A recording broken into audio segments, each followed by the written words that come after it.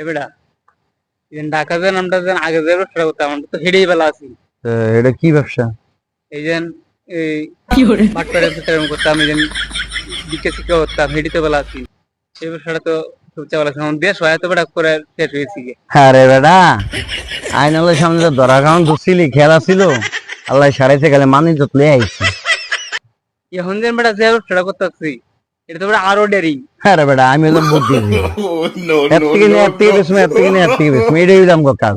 এর থেকে টাকা আবার কিছু হারে নিয়ে দিবো, এর থেকে আবার করে আবার হারে দিবো। এটা যদি টিয়ার যদি হয় তে তো বেড়া 2000 বাইলে হারে বিড়াই। আমি হলাম বুদ্ধি দিবি, আমারও ধরবো। তুমি বেড়া আয় সেটা আমার একটা বিষয়, এটা সুবিধা হয় না। আরে মামুন ভাই কারণ মিয়া আপনারই তো আমি বিচারতাছি। কে কিছু? আপনি যেন টিয়া লইছেন আমার সাক্ষী রেখিয়া, হ্যাঁ, পরে তো মানে আপনি ওরে না পাই দত্ত থাকবেন, আর আপনারা তো সিফা ভাবে ঘুরতেছেন। তুই ওটা টেনশন করিস কে? আরে আমি ওটা লেগে টেনশন করবো না, ধরে তো আমার আপনি করে তো আর ফানা। আরে বেটা, আমি বুদ্ধি দিবি, এদিকে আয়, ধরনের কোনো সুযোগ নেই। হুন, তুই সাক্ষী আছিস না, তোর আমরা কিছু দিয়ে দেবো।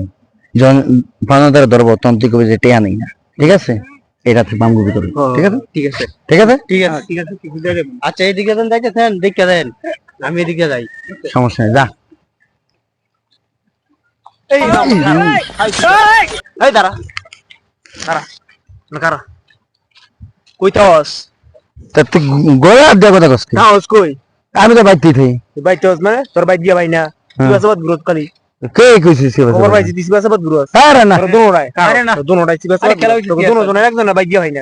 এ কি কস বাইছ? আমরা তো বাইতেই থাকি। টিয়া দে বাইতে হস না দাও সে টিয়া দে টিয়া দে কি টিয়া গো?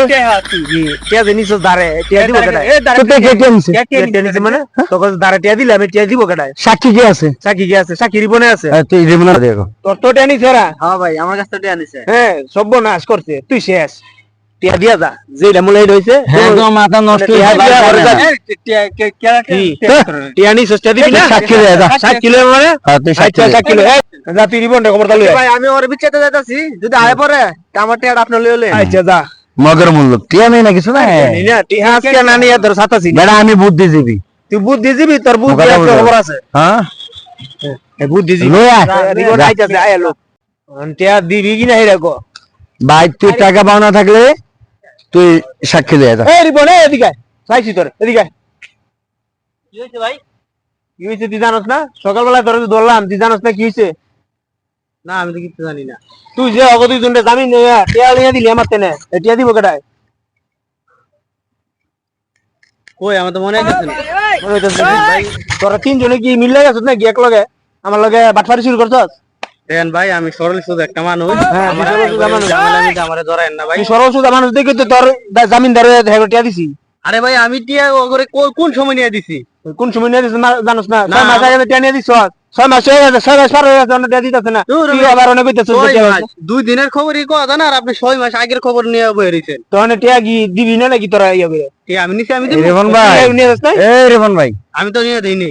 শুনেন, হ্যাঁ নতুন ধান্দা শুরু করছে বুঝেন, মানে আমরা কিন্তু টিয়া নেই না, সাক্ষীও নাই। হ্যাঁ এখন আপনার সাক্ষী বানিয়েছে মানে আমাকে টিয়া না কারণ আপনার সরল সোজা না, এলে মানে হ্যাঁ আপনার উপরে চাপটা দিছে।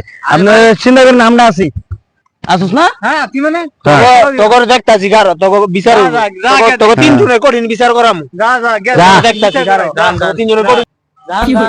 এই রে বন্ধু হুন, সন্ধ্যাবেলা দেখা করিস, ঠিক আছে?